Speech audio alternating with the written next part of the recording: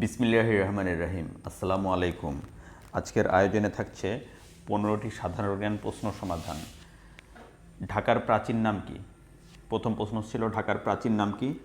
ঢাকার প্রাচীন নাম হচ্ছে জাহাঙ্গীরনগর। পরের প্রশ্ন হচ্ছে ইবনে বতুতা কোন দেশের অধিবাসী ছিলেন? ইবনে বতুতা হচ্ছে মরক্কোর অধিবাসী ছিলেন। তিনি কবে জন্মগ্রহণ করেন? তিনি 25 ফেব্রুয়ারি 1304 সালে মরক্কোর তানজির শহরে জন্মগ্রহণ করেন।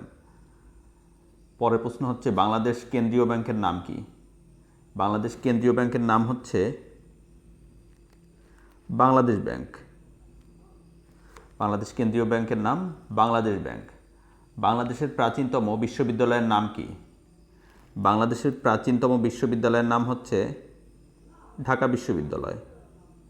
ঢাকা বিশ্ববিদ্যালয় 1921 সালে প্রতিষ্ঠিত হয়। বিবিসি এর পূর্ণরূপ কি? পরের প্রশ্ন British broadcasting corporation. British broadcasting corporation হচ্ছে বিবিসি এর পূর্ণরূপ। 6 দফা প্রস্তাব কে পেশ করেন? বঙ্গবন্ধু শেখ মুজিবুর রহমান। বিশ্বের প্রথম চিড়িয়াখানা কোথায় প্রতিষ্ঠিত হয়? বিশ্বের প্রথম চিড়িয়াখানা প্রতিষ্ঠিত হয় হচ্ছে চীনে। 1150 সালে চীনে বিশ্বের প্রথম চিড়িয়াখানা প্রতিষ্ঠিত হয়। তাজমহলের অবস্থান কোথায়? তাজমহলের অবস্থান হচ্ছে ভারতের আগ্রায়। এটি নির্মাণ করেছিলেন কে? এটি নির্মাণ করেছিলেন সম্রাট শাহজাহান। Nelson Mandela. পরের প্রশ্ন হচ্ছে নেলসন ম্যান্ডেলা কোন দেশের নাগরিক? নেলসন ম্যান্ডেলা হচ্ছেন দক্ষিণ আফ্রিকার নাগরিক।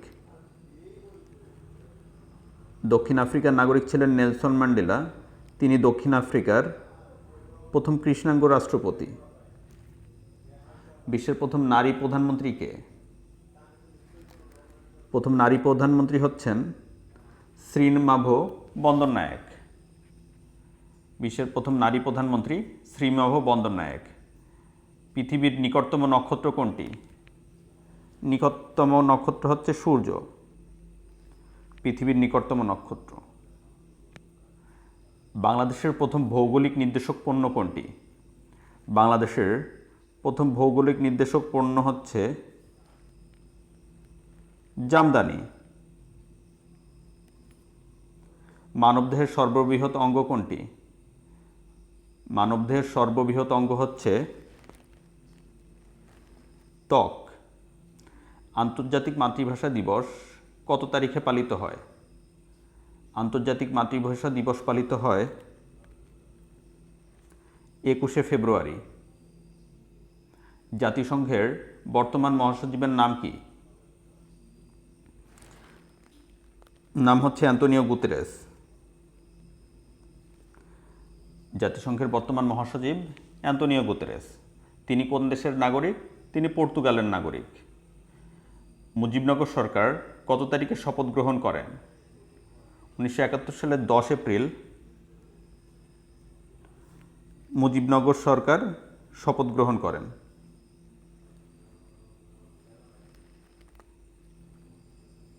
ও 10 এপ্রিল কিন্তু অস্থায়ীভাবে সরকার গঠিত হয় এবং 17 তারিখ শপথ গ্রহণ হয়। তাহলে মুজিবনগর সরকার শপথ গ্রহণ করেন হচ্ছে 17 এপ্রিল এবং গঠিত হয় হচ্ছে 10 এপ্রিল। বাংলাদেশের জাতীয় সংসদের স্থপতির নাম কি? বাংলাদেশের জাতীয় সংসদের স্থপতির নাম হচ্ছে লুই আইকান। লুই আইকান হচ্ছে বাংলাদেশের জাতীয় সংসদের স্থপতি। বাংলাদেশের রাষ্ট্রপতির সরকারি বাসভবনের নাম কি? বাংলাদেশের যে রাষ্ট্রপতি তার সরকারি বাসভবনের নাম হচ্ছে বঙ্গভবন। মনে রাখার চেষ্টা করবেন, বাংলাদেশের রাষ্ট্রপতির সরকারি বাসভবনের নাম হচ্ছে বঙ্গভবন। পরের প্রশ্ন হচ্ছে নিঝুম দ্বীপ কোথায় অবস্থিত? নিঝুম দ্বীপ অবস্থিত হচ্ছে হাতিয়াতে। 56.858 বর্গ কিলোমিটার এই দ্বীপের আয়তন। প্রায় 57 বর্গ কিলোমিটার আয়তনের নিঝুম দ্বীপ নোয়াখালী জেলার হাতিয়া উপজেলায় অবস্থিত, যার অন্য নাম হলো চর ওসমান বা ইসামতি। নিঝুম দ্বীপের অন্য নাম কি? চর ওসমান বা ইসামতি।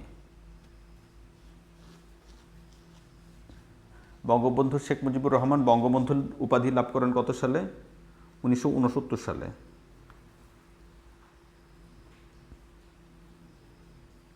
স্টেপ আপ ট্রান্সফরমার ব্যবহার করা হয় কিসে? এটি ব্যবহার করা হয় ট্রান্সমিশন লাইনের শুরুতে।